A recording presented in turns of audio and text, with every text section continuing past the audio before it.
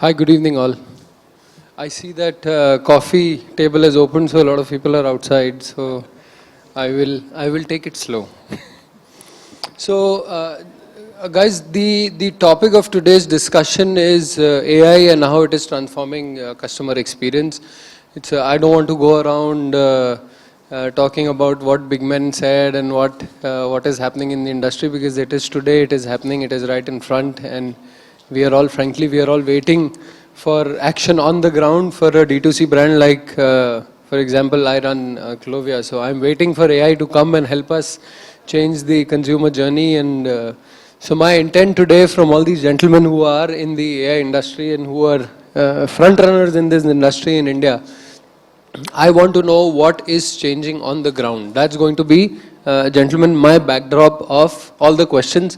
So instead of, for want of a better word, boring everyone with what is happening across the world, what is the ambition, what can happen, what we imagine, let us talk about what is happening today when I am buying something from a Flipkart or a Amazon or a Clovia or whatever, Wellversed, for example. Then where is AI coming into the play? So my first question I will ask from Alok here. Alok from Berrylush. First of all, can I just do a quick round of introductions? And we have close to about 40 minutes, and we would like to keep it short, so 2-minute introduction from everyone. I am Abhay Batra. I am co-founder, CFO at Clovia. Clovia is now a Reliance brand. We are a lingerie, sleepwear, nightwear brand, and we do all channels. We are a technology company that sells lingerie. We just launched JP Innerwear as well, and some activewear as well. So that's who we are. Hey, hi everyone, this is Alok here, co-founder and CEO of Berrylush. Berrylush is a fast fashion brand, and we are a size-inclusive brand. We have products from XS to 7XL. And apart from that, we even are into accessories, bags and belts, apart from our primary categories, which are apparels like dresses and tops and coats. Thank you. Hi everyone, I am Ripunjay and the founder of Wellversed. The aim of Wellversed is to maximize human potential. We have multiple brands in the supplement nutrition category. We have brands such as Wellcode, UVFit, Dynamite, which is into maximizing an aspect of human potential. For example, we have Wellcode, which is into creatine, and it is maximizing the energy aspect of the body. Similarly, the other brands maximize the aspect of human body, one aspect of human body. Yeah, that's it. Good evening, everyone. This side Anirudh. I'm the CTO at Recur.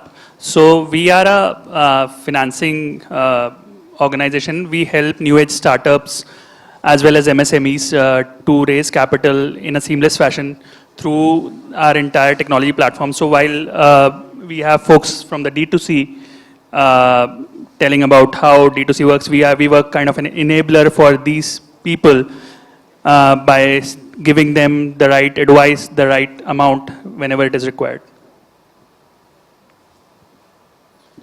Yeah, hi. So I am the co-founder of Wobot AI. We are a technology company that works on video intelligence on your CCTV cameras. We work with retail stores and food retail stores to get them more accurate data for them to take better decisions. Decisions such as when to open up a new grill in a burger chain, or staffing decisions of when to keep more people at specific areas. So we use the camera system to give more accurate information on walk-in counts, on dwell times at specific zones. And all the information shared is real time so that the action can be real time.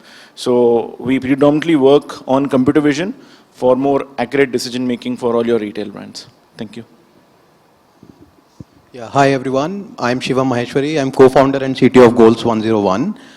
We are a transactional behavioral data intelligence company, and we work with banks and payment networks like Visa, MasterCard, NPCI, etc., and help them make sense of the customer demographic and actual purchase data that the customers use their cards to do purchases.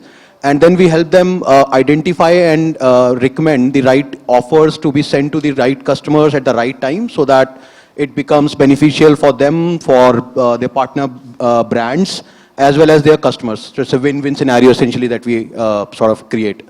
Thanks.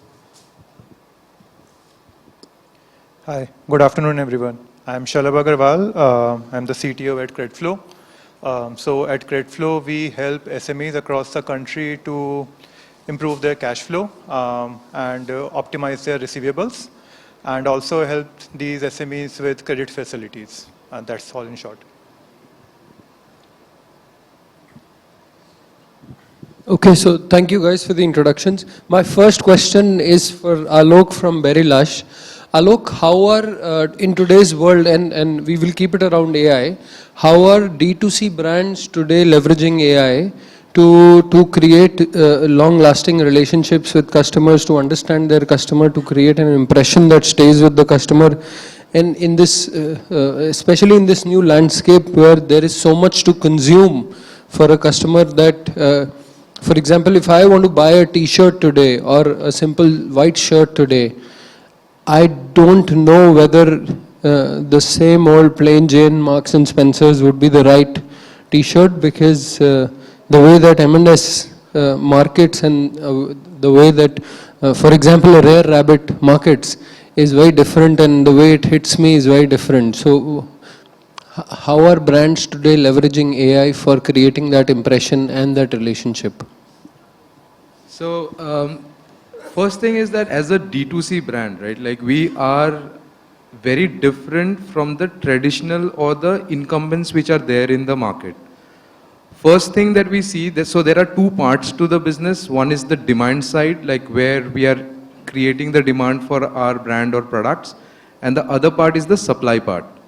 So what we have done differently from a supply side, if you look at, so we work in a very kind of a democratic manner, where the designs that we launch, right, initially we launch with a very small MOQ, like maybe 150 or 200 units.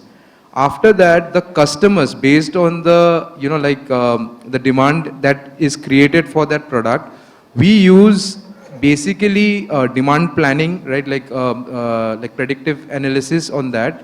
Based on that, we create the next lot of the products. So we scale our, you know, inventory based on the real, you know, analysis that we get to do on that particular product. So from supply side, that is what we do differently. From a demand side, if you look at, so we have like directly connect with the consumers. So the community that we are building, we are able to communicate with the consumers in a very, you know, like one-on-one basis. And that is where, with the help of, say, segmentation in our consumers, right, we are able to communicate with the end consumers in a very relevant manner. So I feel that from a, you know, AI perspective, there are a lot of things that we would like to do, but currently these are the two things that we are, you know, for the segmentation purpose, the segmentations are automated, right? Or from a inventory planning part, the overall system that we have, you know, like built over the years is completely, you know, kind of automated for inventory planning. But again, there are a lot of things that we would like to do. So Alok, do you use some tools for Yes. doing this? Are these third-party tools? How So- easy are they to integrate with your current set of business movables? So the tool for inventory planning that we are using is called FlowSmart. So that is one software that we are co-building with the company. They are based out of Chennai. It's over 12 months now. Prior to that, we were using Google Sheets primarily to, you know, like do the inventory planning. But right now it is completely automated. And one thing I want to add here is that this whole inventory planning, so roughly around 1,20,000 to 1,50,000 units we make on a monthly basis, it is done by one person. So with the help of the tool, we are able to do that. You know, we face a similar scenario in our office where we ship about 12 lakh pieces a month, right? And like you were saying, one person doing it, we today have 6 people doing the same. So, and we started with one, and we used to be very happy that one person is doing 4 lakh, 3 lakh, 2 lakh pieces, whatever. But I always ask myself this question: how do I know that I'm getting the bang for the buck? Like, how do I know this is the best use of my working capital for inventory? So that's maybe always a question wherever, whichever part of the journey you are in a company, but I think, yeah, so glad to know that you're at least on the path to that realization, and maybe AI will help you solve some of that. Absolutely, we want AI to, like completely take over, and we don't even want that one person now. Got it. So Anirudh, next question is for you, and I asked this question because it's a similar sort of question to what I asked from Alok, but what I want to add a small touch of privacy concern and the personalization journey. So you are part of a lending company, right? Recur Club. So how does AI and big data help you personalize that journey for, even if it's a B2B client, doesn't matter, but when you're democratizing working capital or loans, B2B also in a way is kind of B2C, right? Because they treat you like one of the vendors, and you treat them like one of the very many customers that you want to onboard, because that's the whole game of your startup, right? That I am scalable. And if I were to only look at myself as a B2B company and only service 10 clients, then I'm not scalable and I'm not a startup, then I'm just a company that lends money. So in a way, how do you personalize the journey for them, and how do you take care of their privacy concerns, especially that the technology that we are today talking about is new, people are getting to know about it, and we don't know the lefts and rights of it, right?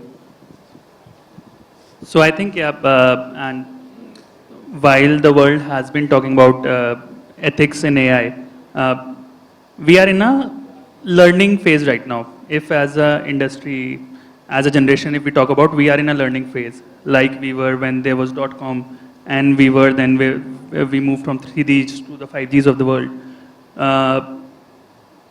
It is very, very important, and in fact, not only for a fintech, but for everyone to have the privacy of users intact. Couple of things that we do right now is we use algorithms that help in obfuscating all the PIIs, because we have a lot of financial data that needs to be, if we have to use a LLM, for example, if you have to use a Clovia or an OpenAI, obfuscation of personal data is very, very important. So that is what we do right now. In transition, the plan for the next 3 to 6 months is to basically deploy a local LLM and fine tune it with our data, which gives us twofold of benefit.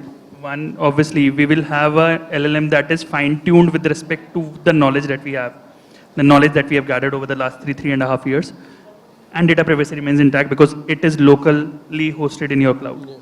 So that is how privacy could be tackled, but since building a local LLM solution is expensive, data obfuscation is something which anybody who is using the worlds of OpenAI, Llama is open source anyways, or Cloud should do it. Yeah, that's like the first step to any fintech, right? Yeah. So in fact, for any organization, if they are sharing a set of, so if we talk about, get more deep into, if we talk about RAGs, or we talk about prompting, in prompt you share the context. We have to ensure that whenever we are sharing the context, any information which is personal to a user or very, very critical core to our business is not getting shared on the internet. Because as you said, we don't know whether these models are getting trained real time or how would they do it. That is something which has not yet been unfolded by the likes of OpenAIs and Llamas, how they are training their models. For the second piece, personalization, and I think you just nailed it when you said B2B is a B2C, if you have to do it for a scale. Few things which are possible in the today world as well, without much leveraging AI, is rule-based personalizations and some basis recommendation, all rule-based, or deploying a small machine. So these are machine learnings, or these are rule sets defined at the back end, simple? That's what I'm saying, even rule set, or you can build some machine learning models to do basis level of ruling, right? You can say that... like an IVR, right? Somebody comes, where do you want to take them? Simple. Yeah. But if you have to do like hyper personalization, that you do something for someone sitting at a locality in Delhi versus you want to show some other products to someone, basically locality based. Basically, we know about machine learning, right? As the number of feature set increases, the cost of training it will increase. Yeah. And it is not possible for every organization to kind of expand it, right? With LLMs comes this advantage, right? Yeah. Leveraging LLMs, you can just shoot the kind of feature sets you want to expand on. But again, keeping privacy at place, and I think context awareness across cross channels when we talk about omni-channel. I had a marketing campaign with someone on email. Now I'm sending some product recommendation and I'm sending them a WhatsApp. Stitching these three is something which is a costly affair if you have to build it out of the box. But if you have like a graph agent who, and we are using actually agentic AI for our entire, so we are launching our WhatsApp lending journey next month, wherein we are using this context awareness between email, WhatsApp and product. So basically using that graph journey to actually help making the context aware across channels. So that are my two takes based on what practically we have been able to achieve. Obviously, the world is moving at a rapid rate. It might get, I would say, outdated. I always ask this question, is the world really moving at a rapid rate, or is it just thought process that is moving at a rapid rate? It is, again, I think I would categorize it into the kind of organization you are or the kind of risk appetite we have. So it is something like a .com era, wherein some of us are building gimmicky projects on top of AI and leveraging it to see that this is so cool. Yeah. So building cool stuff versus real stuff. 90% of the folks are still building cool stuff. Only 5 to 10% are building that real stuff. Yeah. But it is like, why it looks like that we are moving rapidly fast? Because it is chaos, right? Every morning you get up, oh my God, O1 has come. Oh my God, Llama has just launched 3.2. So this is like a rapid, because these guys, those guys are those top 1% who are actually investing into it. Correct. And I don't know where it stops, and I don't know when it finally starts to add value to my business, where I can say that AI today is sitting in Clovia's office and helping me sell that 12 lakh pieces extra that I wanted to sell for the past 1 year. So, yeah, so moving to the next question, Tanay, my next question is for you. How does AI-powered dynamic pricing influence customer behavior, and is that especially in the retail space, and is that really possible? And this is relevant for you because you look at customer behavior, right? Yeah. So I first, is it possible? Sorry. First, is it possible? Is it being done?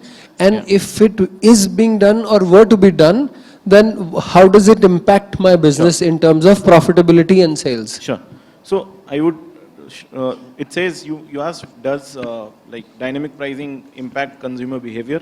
I would put it the other way around. Consumer behavior impacts the pricing, right? It's being done. There have been a few experiments. The biggest experiment was Wendy's around 6 months back, where they came up with a dynamic menu. It got a huge backlash, and I had the opportunity to speak to someone who was on that team, and the feedback was that today dynamic pricing... They did it in the US or India? In the US. US. Yeah. So the feedback was that today dynamic pricing has the keyword surge attached to it because of your Ubers and all these words, which is a negative word. So people assumed that dynamic pricing means the prices have gone up, while Wendy's wanted to both the ways, right? It was working both the ways, where they said that, okay, there are a few hours where I have a lot of fries in the fryer, and there are patties on the grill, so I can give you a better price. Now, it will take some time, mainly because the wordings are still, your Lyfts and Ubers call it surge pricing, while it's actually dynamic pricing, right? So that is a consumer change which is going to come. One way to do it is you add loyalty to it, right? Where you add your loyalty program to it. In that way, you bring in trust, and you bring in a set of verification also that this is an older customer. Now, all of this can happen once you have real-time data, right? Anything dynamic can only happen once you have real-time data. The struggle for most of these D2C companies, which I have seen, is that they've been selling in a world where they knew everything about the customer, right? Cart abandonment, चलो WhatsApp पे बुला लेंगे, ये करेंगे. Real world में जाके कुछ भी नहीं हो रहा है, भाई कौन आ रहा है, क्या आ रहा है, no one knows anything. So that is a big, and that's a big shock for most of these companies because you had the privilege of knowing everything. You had user sessions, you had recordings of them through Hotjar, you can optimize everything, you have pixels covered, everything, and then suddenly on the store, you just have one person manning the POS and वो भी आपकी आधी सुनता नहीं है, right? Trainings are not proper and all that, and suddenly they are in a think यार, and they feel that offline मुश्किल है. That's because that omni-channel is not implemented properly, and everything will only work when you have that data. How many people came in, what has been their journey in the store, what is their dwell time, and it has to be real time. I see many people have done count and dwell times, etc. It's not something new, but it has not been real time. What one difference we have seen is that with most of the brands that we are working in the US, it has been only successful when you give the power to the person who's standing at the POS, right? One quick example, we work with a huge burger chain in the US. Drive-thrus is something where we are powering with how many vehicles came in, how long has that been there, and they have a goal that every vehicle should be done within 2 minutes. So as soon as it's done within 2 minutes, there's a live counter in the kitchen. The person who's handing it off, every time he sees up and sees, have I done it within the goal? So they have incentivized the person. If you do it within a goal, they have incentivized the POS transaction. Now he sees the screen real time. It's like a fun game for him that I want to do it within that time frame, right? So first step for dynamic pricing is, do you know your customer, right? How long is he inside the store and all of that data points. You can stitch it now. Earlier, re-identification was a difficult problem statement, but now it's solved. We have solved it, so I'm sure many others have also. So you can stitch a consumer's journey across a store. You can get total journey times. You can and then plug into your POS data for that, right? So you're compliant also because your POS data has your phone numbers. You're not tracking face. You're not doing other things which are probably have gray areas. So dynamic pricing would be the future, but until you do not know how the customer is performing inside the store, and you can't maybe link it to a loyalty program, until then it won't be a success. And we'll see more people doing it because it has been a success in D2C. Right? When you log into your website, your price do change with different variables, but that is only possible because your websites have a lot more consumer data which you have, but your offline stores do not, right? But currently are websites changing for the customer or for the time? Because I see most marketplaces today in India are changing prices up or down, and we do it also. So it's for the time. Raat hai to price down kar de, sale badhti hai, right? So some industries time-bound variations will work better than some where the SKUs are slightly higher price. Like Amazon has a beautiful upselling engine where once you've bought something, what they suggest underneath 5-7 things, you are 99% bound to buy at least one of them. So that's real personalization. So is anyone else doing it? And so I think many people are trying to do it offline, and the way they are doing it is that you'll see when you go to a Mac store or for any landmark properties, they are trying that you scan something. Right? They'll say you'll get offers if you scan this QR code. The purpose of doing that is they want to link it to your journey, right? Because once you scan that QR code, they know the timestamp, and they know that these are the CCTV cameras which I need to scan to understand this person. So they are experimenting with this, and now you know why that person will say कि आप ये scan कर दो, आपको max से offers मिलेंगे, because that is they are trying to get your data. The first step to solving something is knowing where the customer is, right? Where all does she or he touches my brand. And we have experimented with this on a major furniture store in the US, and what they have done is that as soon as you make a purchase, and they put a small kiosk which says that, do you want additional discount? Just put in your phone number. The purpose for that is they do not want and why they are doing it is they don't want to do facial recognition. So what they are getting is that you came in, right? So as soon as you put that phone number, now they know that within this 15-minute period, this phone number was inside these cameras. So now they have put a personal information to the data. They are compliant with law, and they have that additional information also. So that's how you can do these dynamic pricings now. Interesting. This is a never-ending debate, man. We should, yeah. But I see we have less time left. Sure. So I will move to Shalabh. Shalabh, my question for you is: what are the biggest hurdles D2C brands today are facing to maintain? And we've all spoken about it a little bit here and there, to maintain a seamless journey in terms of, like we were, Tanay was just talking, right? Where all he went or she went to online or offline or distribution, retail store. What are the hurdles that you are facing, especially as a technology guy, right? Because you're the one, end of the day, solving it. People might crib about it, this and that, but end of the day, the ball is in your court. You have to help solve that for them. So what is it that you are solving today? Actually, let me rephrase the question a little bit. Sure. So, as Tanay pointed out, right, one of the biggest problems or hurdles that I see here is mostly around identifying the person. So, imagine it that way that people are moving across different platforms. It's all omni-channel world right now. And when someone moves from one channel to another channel, you don't know who the person is. And usually that ends up being a ghost card or abandoned card. And at the end of the day, you lose the customer.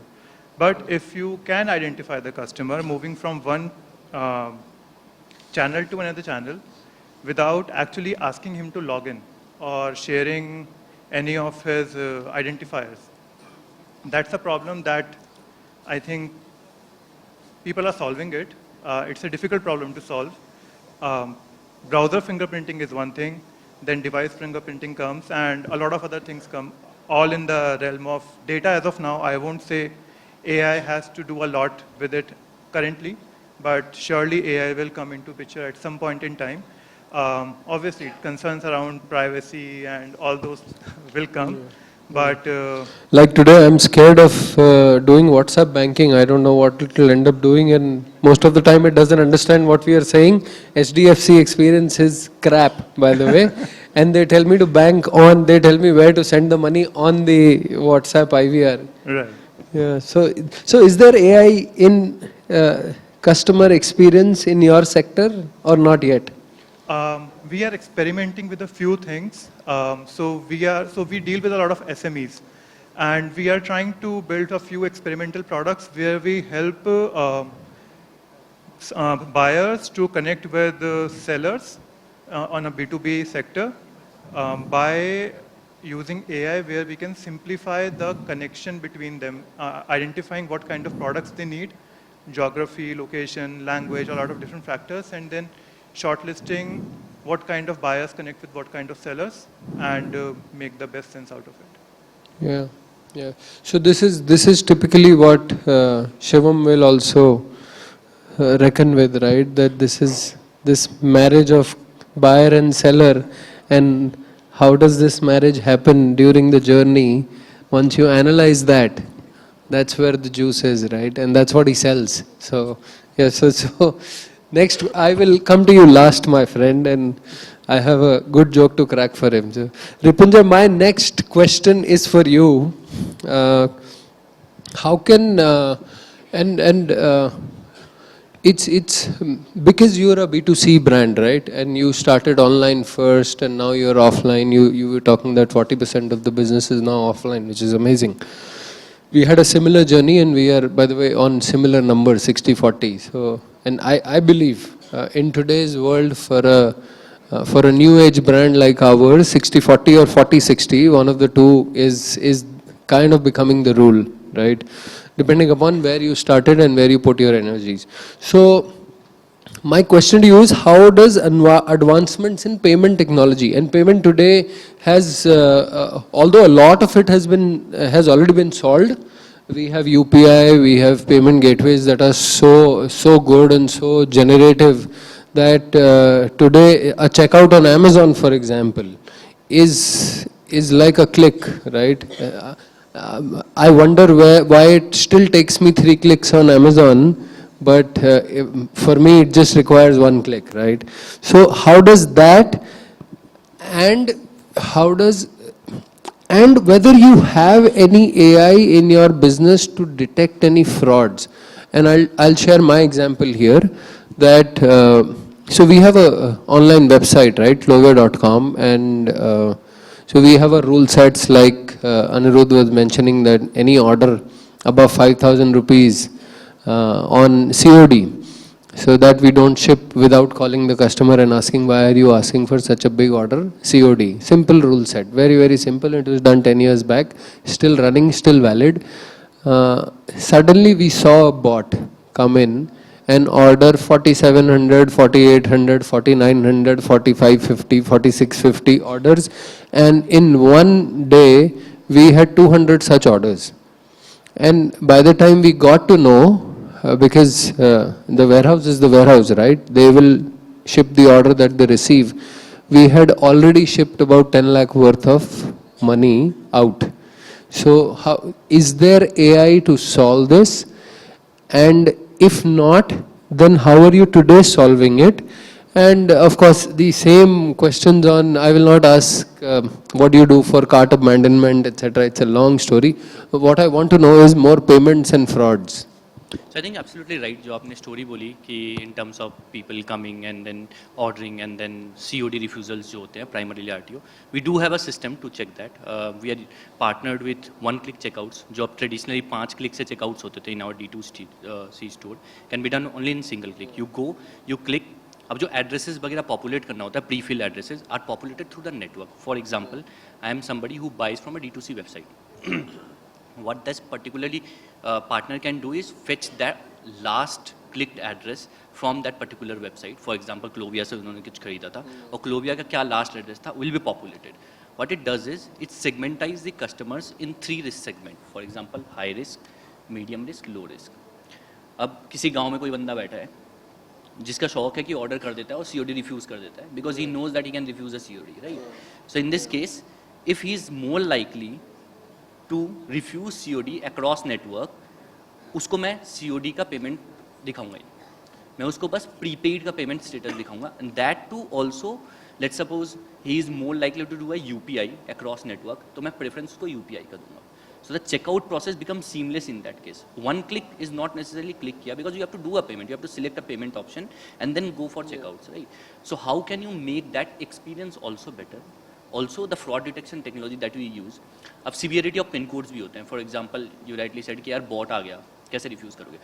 That bot had likely done COD refusals or orders across network. I can use that data to leverage in my website to not show any payment option or block the payment options in that case. But do you have that real-time data? Yeah. Because these bots are like overnight and they vanish overnight. Yeah. So this is not particularly the technology that is new, right?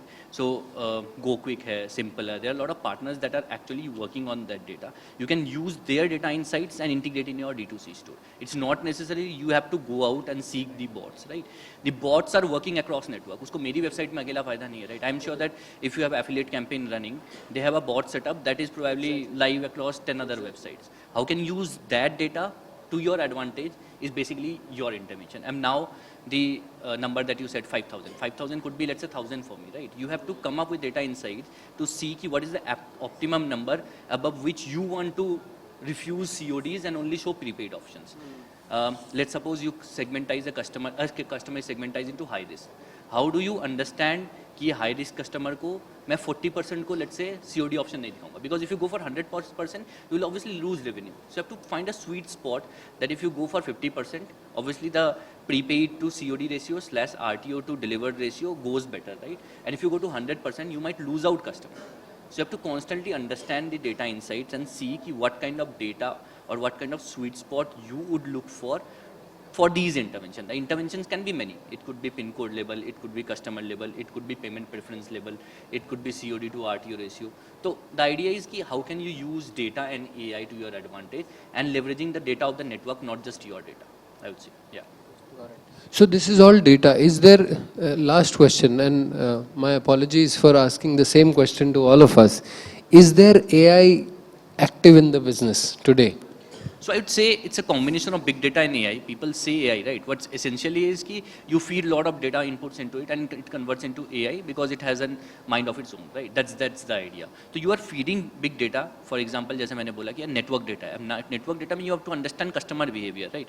You cannot plot a Excel sheet and plot a customer behavior. You have to understand the intent across website, and that is essential in AI, right? And you can use that at maximum extent or intent कि यार intent पे separate कर लिया, demography पे separate कर लिया, gender पे separate कर लिया, you can go to any length, interest पे separate कर लिया. Essentially Meta does what? Interest buckets पे काम करता है, right? Not necessarily the age-old demographics or basic genders, right? तो interest में कैसे आप AI use करके you can select, let's say, give a better checkout experience. Who is more likely to buy 2 products? Who is more likely to buy 1 product? What can you say around the product recommendation engine that you mentioned, right? कि product recommendation में आप कैसे AI ला सकते हो? So it's a combination of both, I would say. The AI is not fully utilized. The agents are yet to come to us, right? Yesterday only I was reading a report wherein a startup is valued $4 billion. What they are essentially doing in AI is they are producing agents, right? They might replace the customer service department that you own going forward, right? That's both threatening and advantageous. So yeah. It's an industry risk. But yeah, it's the need of the hour. Every time I call Amex for their customer service, I feel my customer service is so lagging behind. We are 20 years behind. But yeah, it's a pain point. So my last question, Shivam, is to you, my friend. And so he's from a company that was acquired very recently by M2P. So we were joking that in front of his name, I should write Paisa hi Paisa. So he should tell us a little bit more about that. But my last question is for you. Got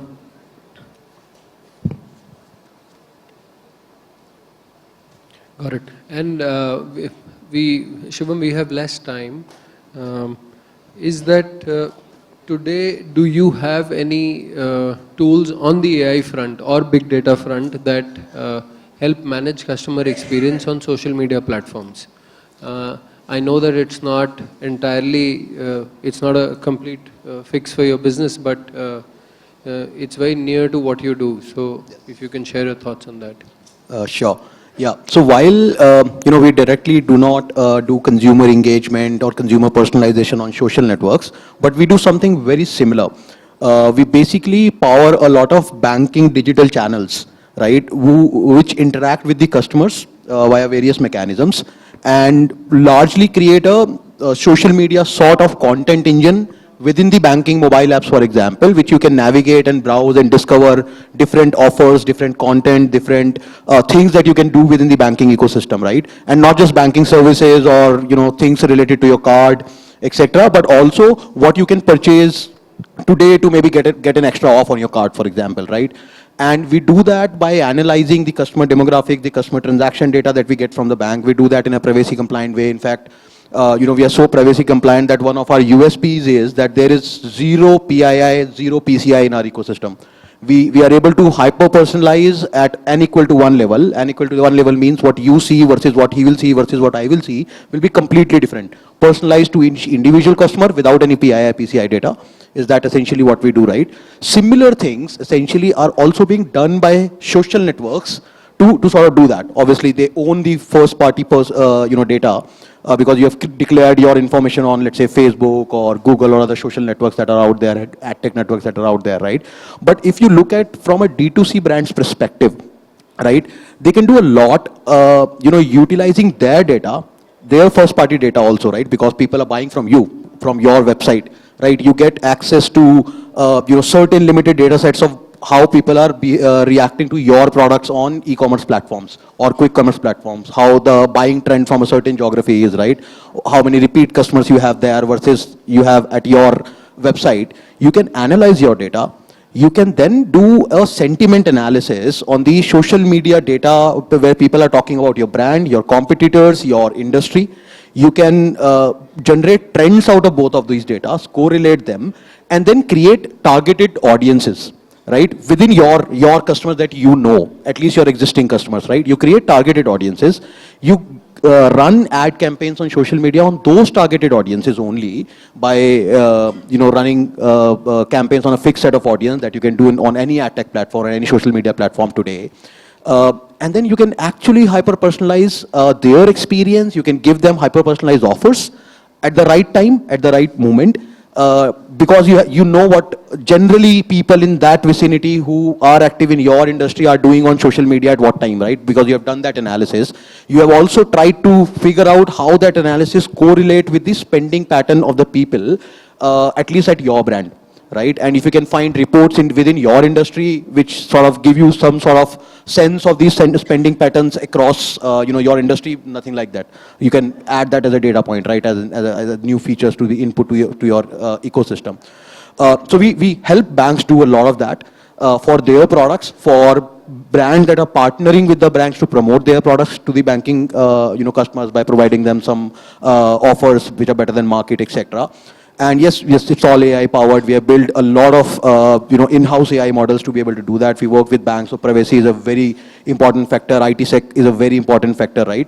And thus we don't use any of the third-party models or any of the third-party information. And like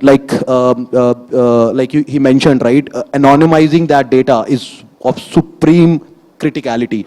So even models that are built in-house, you actually cannot pass a lot of user-specific data, even if it is not a PII, but it is sensitive data. You cannot pass that to the model, right? So you have to obviously scrub a few things, you have to anonymize a few things, you have to hash a few things before you can actually pass that on to the AI model. But yes, it's pretty solved. It's pretty solved in the industry. Secondly, if I look at the social media world, right, the biggest problem in the social media world is as a D2C brand, you cannot identify your customers across social media, right? If you know your customer on Instagram, you do not know your customer over WhatsApp or over Facebook or other social networks out there, right?